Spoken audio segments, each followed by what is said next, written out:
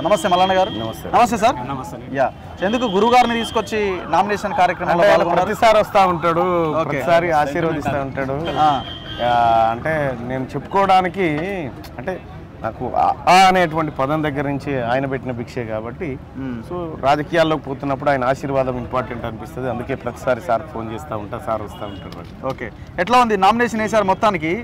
Next coming days చాలా కీలకం అనుకుంటా, చాలా కష్టపడాల్సిన అవసరం ఉన్న సమయమేనా ఇది? అంటే అప్పటంతా లేదు రఘు, అంతా లేదు, అప్పటంతా లేదు. ఎందుకంటే పడాల్సిన కష్టం అంతా 3 నెలల కిందనే పడ్డాం.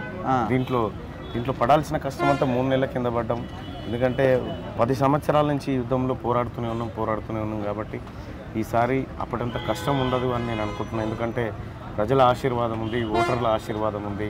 ఎక్కడికి పోయినా ప్రజలు చెప్తున్నటువంటిది ఒకటే మాట, మళ్ళీ ఇక నువ్వు మాకు అర్థమైందమ్మా, ఈసారి తప్పకుండా మేము ఇస్తాం అవకాశం అనేటువంటి మాట వాళ్ళు చెప్తాం.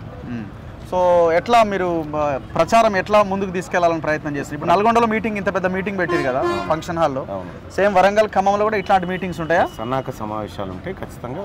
ప్రతి నియోజకవర్గంలో ఒక మీటింగ్ పెట్టేటువంటి ప్రయత్నం చేస్తా ఉన్నాం. కాకపోతే సమయభావం తక్కువగా ఉంది. 34 అసెంబ్లీ నియోజకవర్గాలు వస్తాయి ఈ కాన్స్టిట్యున్సీకి.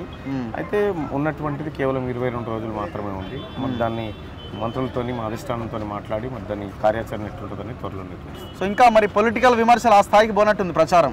అంటే ఇంకా ఇది మీకు మీరుగానే ప్రచారం చేసుకుంటున్నట్టుంది, వాళ్ళ క్యాండిడేట్స్ ఇంకా డిసైడ్ కాలేదు. అంటే ఇది ఎన్నిక అంటే ఎవరినో విమర్శించి ఓట్లు తీసుకునే కార్యక్రమం కాదు, ప్రజల్ని మెప్పించి ఓట్లు తీసుకునేటువంటి కార్యక్రమం. ఇప్పుడు ఎవరినో విమర్శించడమో ఏదో అది రాజకీయాల్లో వరకు దాన్ని అక్కడ ఉంచాలా, కానీ ఎన్నిక మాత్రం స్వేచ్ఛాయుతంగా ప్రజలకు అర్థం చేసి నిజంగా ప్రజలకు మన గురించి అర్థమై ఓటేసినప్పుడు దాన్ని నిజమైన ఎన్నిక అంటారు. మేము అదే రకమైనటువంటి ఎన్నికల్లో ఉన్నాం. మేము ఎవరిని విమర్శించం కూడా. ఒకవేళ మమ్మల్ని ఎవరైనా విమర్శిస్తే నిజంగా వాళ్ళు విమర్శలో ఏమన్నా నిజం వాస్తవం ఉంటే మేము సరి చేసుకోవడానికి ప్రయత్నం చేస్తాం. సో ఇప్పుడు Congress and BJP and BRS నుంచి కూడా క్యాండిడేట్స్ని పెట్టే అవకాశం కనబడుతుంది కదా, ఎట్లాగో పెడతారు కదా వాళ్ళు.